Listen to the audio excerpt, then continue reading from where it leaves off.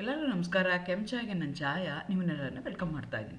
ನಾನು ನನ್ನ ಕಾಲೇಜಲ್ಲಿ ಪ್ರೊಫೆಸರಾಗಿ ವರ್ಕ್ ಮಾಡ್ತಾ ಇದ್ದೀನಿ. ನನ್ನ ಇಂಟೆನ್ಷನ್ ಈ ಚಾನಲ್ನ ಸ್ಟಾರ್ಟ್ ಮಾಡೋದಕ್ಕೆ ಅಂದರೆ ಸಾಧ್ಯ ಆದಷ್ಟು ಕೆಮಿಸ್ಟ್ರಿ ರಿಲೇಟೆಡ್ ಟಾಪಿಕ್ನ ಸಿಂಪಲ್ಲಾಗಿ ಕನ್ನಡದ ಹೇಳುವಂಥ ಪ್ರಯತ್ನ ಮಾಡ್ತಿದ್ದೀನಿ. ಕೆಮಿಸ್ಟ್ರಿ ಇಷ್ಟ ಇಲ್ಲದೇ ಇರೋರ್ಗು ಕೆಮಿಸ್ಟ್ರಿ ಕಡೆಗೆ ಸೆಳೆಯುವಂಥ ಪ್ರಯತ್ನ ನಾನು ನನ್ನ ಚಾನಲಲ್ಲಿ ಮಾಡ್ತಾಯಿದ್ದೀನಿ. ಪರ್ಟಿಕ್ಯುಲರ್ಲಿ ಕನ್ನಡ ಮೀಡಿಯಂ ಹುಡುಗರಿಗೆ, ರೂರಲ್ ಹುಡುಗರಿಗೆ ಹೆಲ್ಪ್ ಆಗಲಿ ಅಂತ ಕೆಮಿಸ್ಟ್ರಿನ ಕನ್ನಡದಲ್ಲಿ ಹೇಳುವಂಥ ಪ್ರಯತ್ನ ಮಾಡ್ತಾಯಿದ್ದೀನಿ. ನೀವೇನಾದರೂ ಬೆಂಗಳೂರು ಸಿಟಿ ಯೂನಿವರ್ಸಿಟಿನಲ್ಲಿ ಓದ್ತಾ ಇದ್ದೀರಾ ಅಂತಂದರೆ, ಫಿಫ್ತ್ ಸೆಮ್ಮಲ್ಲಿ ಇದ್ದೀರಾ ಅಂದರೆ 2 ಪೇಪರ್ ಬರುತ್ತೆ, ಪೇಪರ್ 5 ಆ್ಯಂಡ್ ಪೇಪರ್ 6 ಅಂತ. ಪೇಪರ್ 5ಅಲ್ಲಿ ನಿಮಗೆ ಇನಾರ್ಗ್ಯಾನಿಕ್ ಕೆಮಿಸ್ಟ್ರಿ ಮತ್ತು ಆರ್ಗ್ಯಾನಿಕ್ ಕೆಮಿಸ್ಟ್ರಿ ಬರುತ್ತೆ. ಸೊ ಆರ್ಗ್ಯಾನಿಕ್ ಕೆಮಿಸ್ಟ್ರಿಯಲ್ಲಿ ಒಂದು ಟಾಪಿಕ್ ಇದೆ, ಟಾಟಮರಿಸಮ್ ಆ್ಯಂಡ್ ಇನೋಲೈಟ್ಸ್ ಅಂತ. ಅದರದ್ದು ಕ್ವಶನ್ ಆನ್ಸರ್ಸ್ನ ಇನ್ ಡೀಟೇಲಾಗಿ ಎಕ್ಸ್ಪ್ಲೈನ್ ಮಾಡೋಣ ಅಂತ ಅಂದ್ಕೊಳ್ತಾ ಇದ್ದೀನಿ. ನಿಮ್ಮ ಸಿಲೆಬಸ್ ಪ್ರಕಾರ 3 ಆ್ಯಕ್ಟಿವ್ ಮಿಥಿಲೀನ್ ಕಾಂಪೌಂಡ್ಸ್, ಅದರದ್ದು ಟಾಟಮರಿಸಮ್ ಓದಬೇಕು. ಪರ್ಟಿಕ್ಯುಲರ್ಲಿ ಕೀಟೋ ಇನಾಲ್ ಟಾಟಮರಿಸಮ್ ಓದಬೇಕು. ಅದ್ರ ಬಗ್ಗೆ ಕ್ವಶನ್ ಆನ್ಸರ್ಸ್ನ ಇನ್ ಡೀಟೇಲಾಗಿ ಇವತ್ತು ಡಿಸ್ಕಸ್ ಮಾಡೋಣ ಅಂತ ಅಂದ್ಕೊಳ್ತಾ ಇದ್ದೀನಿ.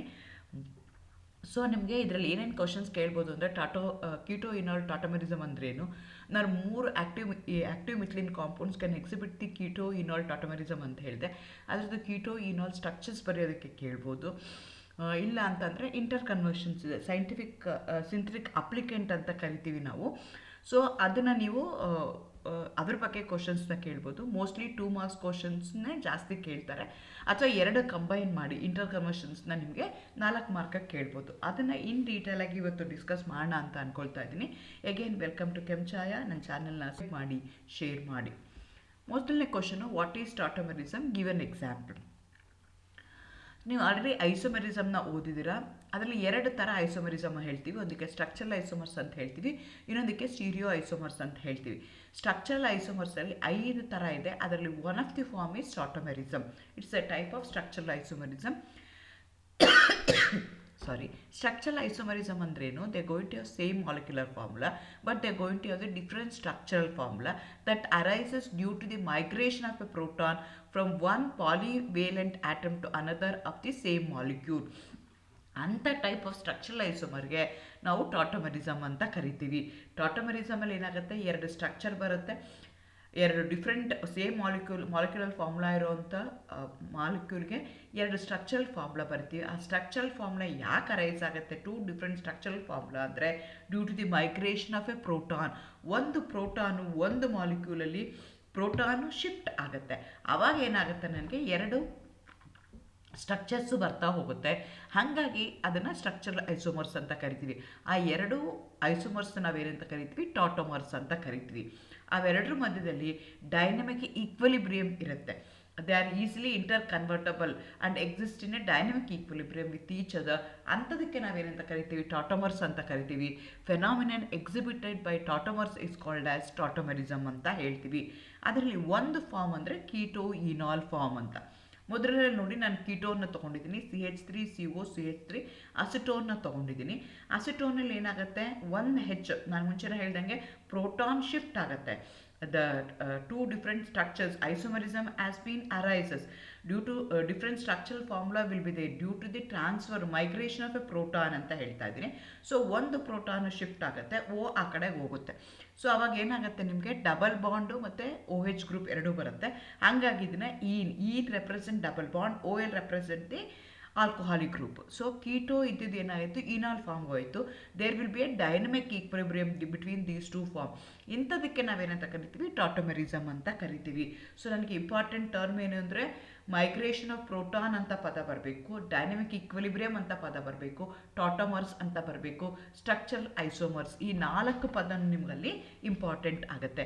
ಎಕ್ಸಾಂಪಲ್ ಅಂತಂದರೆ, ಕೀಟೋ ಇನಾಲ್ದಲ್ಲಿ ಬೇರೆ ಬೇರೆ ಫಾರ್ಮು ಟಾಟೋಮರ್ಸ್ ಇದ್ದಾವೆ. ಆದರೆ ನಿಮ್ಮ ಸಿಲೆಬಸ್ಗೆ ಕೀಟೋ ಇನಾಲ್ ಫಾರ್ಮ್ ಮಾತ್ರ ಇದೆ. ಹಂಗಾಗಿ ನೀವು ಅದನ್ನು ಎಕ್ಸಾಂಪಲ್ ಕೊಟ್ಟರೆ ಸಾಕಾಗುತ್ತೆ. ಇದು 2 ಮಾರ್ಕ್ಸ್ ಕ್ವಶನ್ ಇದೆ. ಟಾಟೋಮರ್ಸ್ ಅಂದರೆ ಏನು ಅಂತ ಹೇಳಿದ್ರೆ, ಅಥವಾ ಟಾಟಮರಿಸಮ್ ಅಂದರೆ ಏನು ಅಂತ ಹೇಳಿದ್ರೆ 1 ಮಾರ್ಕ್ ಕೊಡ್ತಾರೆ. ಎಕ್ಸಾಂಪಲ್ 1 ಮಾರ್ಕ್ನ ಕೊಡ್ತಾರೆ. ಅದೇ ಥರ ಡೈರೆಕ್ಟಾಗಿ ಅದಲ್ದಲ್ಲೇ what is keto enol tautomerism, given example ಅಂತ ಹೇಳ್ಬೋದು. ಇಲ್ಲಿ ಕೀಟೋ ಇನಾಲ್ ಟಾಟಮರಿಸಮ್ ಅಂದರೆ it's a type of structural isomerism. It's a type of tautomerism in which the proton shift will takes place between the 2 different structures which are in a dynamic equilibrium to each other. So keto-enol means the conversion of proton, the migration of proton leads to a enol form from the ketone. This type of isomers, we are going to call it as keto-enol tautomerism.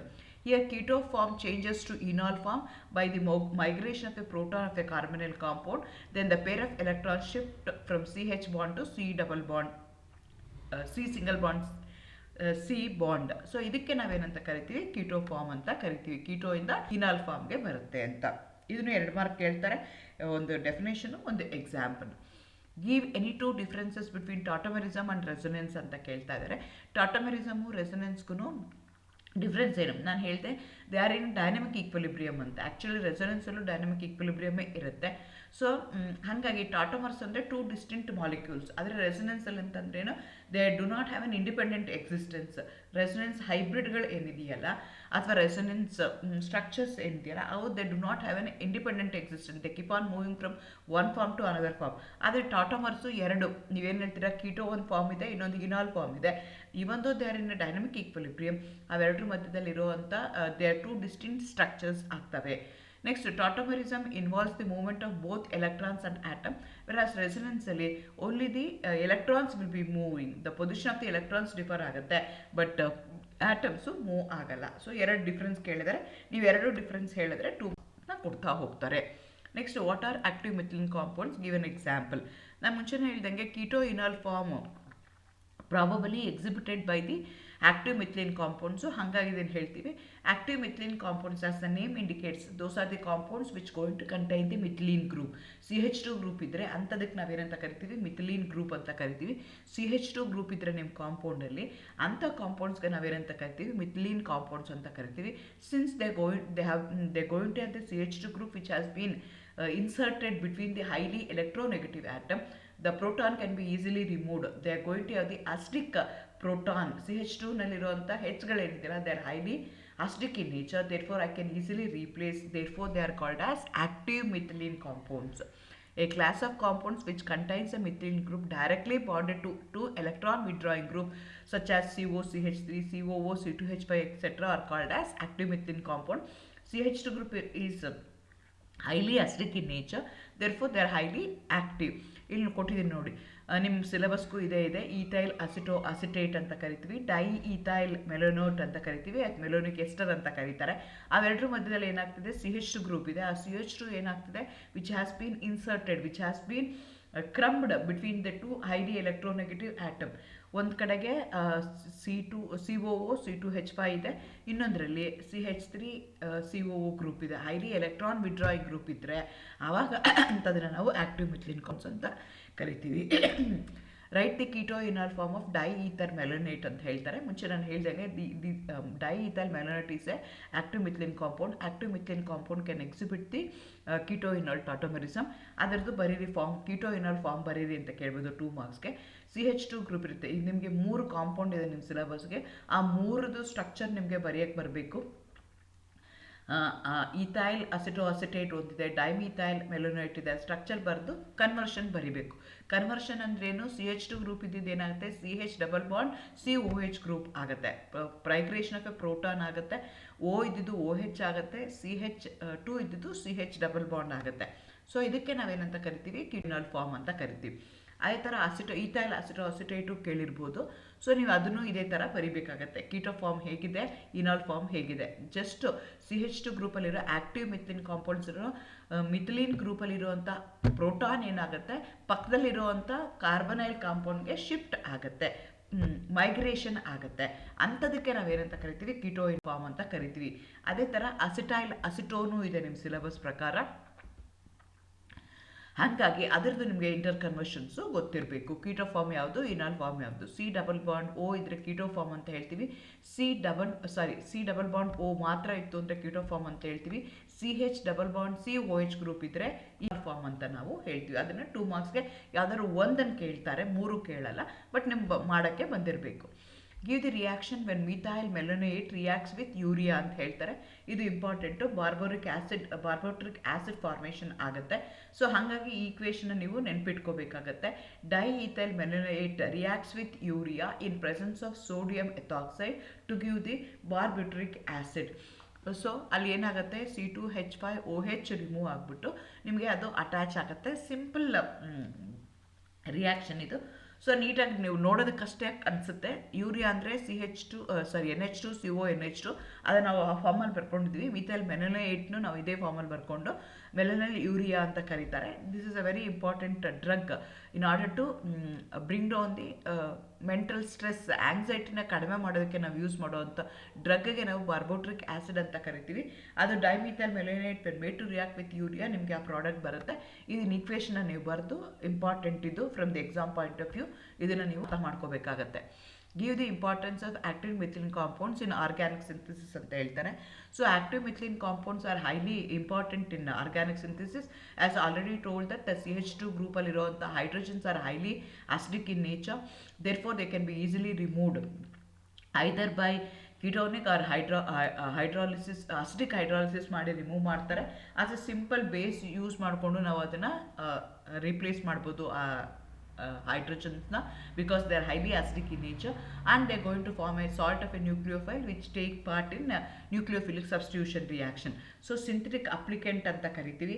ಅಂದರೆ ಅದನ್ನು ನಾವು starting material ಆಗಿ ಇಟ್ಕೊಂಡು from that if you prepare many other compounds, ಅಂಥದಕ್ಕೆ ನಾವೇನಂತ ಕರಿತೀವಿ, synthetic applicant ಅಂತ ಕರಿತೀವಿ. ಸೊ ನಿಮ್ಗೆ active methylene compound can be consider as synthetic applicant starting from that particular compound. By replacing the acidic proton we can convert them into many other products. So that's why active methylene compounds are highly important in organic synthesis. Next how is diethyl malonate prepared ಅಂತ ಕೇಳ್ತಾ ಇದ್ದಾರೆ. ಇದನ್ನು sometimes 3 ಮಾರ್ಕ್ಸ್ಗೂ ಕೇಳಿದ್ದಾರೆ, sometimes 2 ಮಾರ್ಕ್ಸ್ಗೂ ಕೇಳಿದ್ದಾರೆ. Diethyl malonate is prepared by boiling with sodium or potassium cyanide with alcohol and concentrated hydrochloric acid. Potassium cyanoacetate ತೊಗೊಳ್ತೀವಿ, ಅದನ್ನು ನಾವು ಹೈಡ್ರಾಲಿಸಿಸ್ ಮಾಡ್ತೀವಿ. ಆ್ಯಸಿಡ್ ಹೈಡ್ರಾಲಿಸಿಸ್ ಮಾಡಿದಾಗ ನಿಮಗೆ ಏನಾಗುತ್ತೆ ಅಂತಂದರೆ, ಫಸ್ಟು ಸ್ಟೇಜಲ್ಲಿ ಏನಾಗುತ್ತೆ ಅಂದರೆ CN ಇದ್ದಿದ್ದು COOH ಆಗಿ ಕನ್ವರ್ಟ್ ಆಗುತ್ತೆ. ಅದನ್ನು ನಾವು ಏನು ಮಾಡ್ತೀನಿ, ಎಸ್ಟರಿಫಿಕೇಷನ್ ಮಾಡ್ತೀನಿ ವಿತ್ C2H5OH. ಆವಾಗ ನಿಮ್ಗೆ ಏನಾಗುತ್ತೆ, ಮೆಲೋನಿಕ್ ಎಸ್ಟರ್ ಬರುತ್ತೆ. Simple esterification reaction. Acid malonic acid when made to react with alcohol you are going to get a malonic ester. As simple as preparation of esterification reaction. Ester preparation ನಾವು ಮಾಡ್ತೀವಿ. ಆದರೆ ನಾವು starting material ಯಾವ್ದು ತೊಗೊಳ್ತಾ ಇದ್ದೀವಿ ಅಂದರೆ potassium ಸೈನೋಅಸಿಟೇಟ್ನ ತೊಗೊಳ್ತಾ ಇದ್ದೀವಿ. ಅದನ್ನು ಹೈಡ್ರಾಲಿಸಿಸ್ ಮಾಡಿ ಮೆಲೋನಿಕ್ ಆ್ಯಸಿಡಾಗಿ ಕನ್ವರ್ಟ್ ಮಾಡ್ತೀವಿ. ಅದನ್ನು ನಿಮಗೆ ಎಸ್ಟರಿಫಿಕೇಷನ್ ಮಾಡಿದಾಗ ಮೆಲೋನಿಕ್ ಎಸ್ಟರ್ ಬರುತ್ತೆ. ಅದೇ ಥರ ಇದನ್ನು ಕೇಳ್ಬೋದು, how is ethyl acetoacetate is prepared. ನಿಮ್ಮ ಸಿಲೆಬಸ್ ಪ್ರಕಾರ 3 ಕಾಂಪೌಂಡ್ ಇದೆ. ಆ 3 ಕಾಂಪೌಂಡು ಸ್ಟ್ರಕ್ಚರ್ ಬರೆಯೋಕ್ಕೆ ಬರಬೇಕು. ಆ 3 ಕಾಂಪೌಂಡು ಕೀಟೋಯಿನಾಲ್ ಟಾಟೋಮರ್ಸ್ ಬರೆಯೋಕ್ಕೆ ಬರಬೇಕು ನಿಮಗೆ. ನೆಕ್ಸ್ಟು ಆ ಪ್ರಿಪ್ರೇಷನ್ ಹೇಗಾಗುತ್ತೆ ಅಂತ ಕೇಳ್ಬೋದು. ಕೆಲವು ಸಲ 2 ಮಾರ್ಕ್ಸ್ ಕೇಳಿದ್ದಾರೆ, ಕೆಲವು ಸಲ 3 ಮಾರ್ಕ್ಸ್ಗೆ ಕೇಳಿದ್ದಾರೆ. Ethyl acetoacetate is prepared by heating ethyl acetate with sodium ethoxide in ethanol followed by acidification. ಇಲ್ಲಿ ಈಥೈಲ್ ಅಸಿಟೇಟ್ 2 ಮಾಲಿಕ್ಯೂಲ್ಸ್ನ ತೊಗೊಳ್ತಾ ಇದ್ದೀವಿ.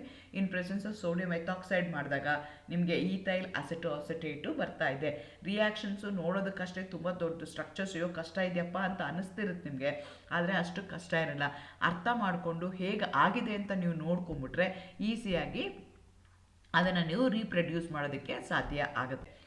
ಅದೇ ಥರ ಹೌ ಈಸ್ ಅಸಿಟೈಲ್ ಅಸಿಟೋನ್ಸ್ ಪ್ರಿಪೇರ್ಡ್ ಅಂತ ಹೇಳ್ತಾರೆ.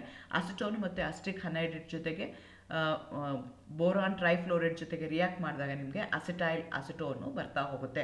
ಈ 3 ಕಾಂಪೌಂಡ್ದು ಸ್ಟ್ರಕ್ಚರ್ ಬರೆಯೋಕ್ಕೆ ಬರಬೇಕು, ಕೀಟೋಯಿನಾಲ್ ಫಾರ್ಮ್ ಬರೆಯೋಕ್ಕೆ ಬರಬೇಕು, ಪ್ರಿಪ್ರೇಷನ್ ಮಾಡೋಕ್ಕೆ ನಿಮಗೆ ಬರಬೇಕು. ಅದಾದಮೇಲೆ ನಾನು ಹೇಳ್ದಂಗೆ they are very important in organic synthesis. They going to act as an organic synthetic ಅಂತ ಹೇಳಿದೆ. ಸೊ ಇಂಟರ್ ಕನ್ವರ್ಷನ್ಸ್ ಯಾವ್ದು ಬೇಕಾದ್ರೂ ಕೇಳ್ಬೋದು. How are the following compounds prepared from ethyl acetoacetate ಅಂತ ಕೇಳ್ತಾ ಇದ್ದಾರೆ. Butanoic acid and cinnamic acid. Butanoic acid simple acid ಇದೆ. Cinnamic acid ಇದೆ ಆಲ್ಫಾ ಬೀಟಾ ಅನ್ಸ್ಯಾಚುರೇಟೆಡ್ ಆ್ಯಸಿಡ್ ಇದೆ. ಸೊ ಹೇಗೆ ಕನ್ವರ್ಷನ್ ಮಾಡೋದು ಅಂತ ನೀವು ಕನ್ವರ್ಷನ್ ಮಾಡಬೇಕಾಗತ್ತೆ, ನೋಡ್ಕೋಬೇಕಾಗತ್ತೆ. Ethyl acetoacetate first converted into sodium ethyl acetoacetate, made in treating with that with sodium hydroxide. Then it is treated with the ethyl bromide followed by acid hydrolysis. First ಏನು ಮಾಡ್ತಾ ಇದ್ದೀವಿ ಅಂತಂದರೆ removal of the proton, acetic ಪ್ರೋಟಾನ್ನ remove ಮಾಡ್ತಾ ಇದ್ದೀವಿ. Remove ಮಾಡಿದ್ಮೇಲೆ sodium salt of acid ನಿಮಗೆ ester ಬರುತ್ತೆ. ಅದಕ್ಕೆ ನೀವೇನು ಮಾಡ್ತೀರಾ ಅಂತಂದರೆ ಹೈಡ್ರಾಲಿಸಿಸ್ ಮಾಡ್ತೀವಿ, ಟ್ರೀಟಿಂಗ್ ವಿತ್ ಈಥೈಲ್ ಬ್ರೋಮೈಡ್. ಆವಾಗ ಏನಾಗುತ್ತೆ ಅಂತಂದರೆ ನಿಮಗೆ ಬ್ಯೂಟಾನಿಕ್ ಆ್ಯಸಿಡ್ ಬರುತ್ತೆ. ಬರೆದು ನೀವು ಪ್ರಾಕ್ಟೀಸ್ ಮಾಡಬೇಕಾಗತ್ತೆ. ನಾನು ರೆಡ್ ಕಲರಲ್ಲಿ ಆ್ಯರೋ ಮಾರ್ಕ್ ಹಾಕಿದ್ದೀನಿ ನೋಡಿ, ಹಂಗೆ ನಿಮಗೆ ಪ್ರಾಡಕ್ಟ್ ಬರ್ತಾ ಹೋಗುತ್ತೆ. CH3COOH ಬಂತು, ಈ ಕಡೆಗೆ C2H5OH ಬಂತು. ಮಧ್ಯದಲ್ಲಿ ಏನಾಯಿತು ಅಂದರೆ C2H5CH2 COOH ಬಂತು. ಈ ಥರ ನಿಮಗೆ ಬ್ಯುಟೋನಿಕ್ ಆ್ಯಸಿಡ್ ಇರುತ್ತೆ. ಅದೇ ಥರ ಸಿನಮಿಕ್ ಆ್ಯಸಿಡ್ ನಾನು ಹೇಳ್ದಂಗೆ ಆಲ್ಫಾ ಬೀಟಾ ಅನ್ಸ್ಯಾಚುರೇಟೆಡ್ ಆ್ಯಸಿಡ್ ಅಂತ ಕರಿತೀವಿ.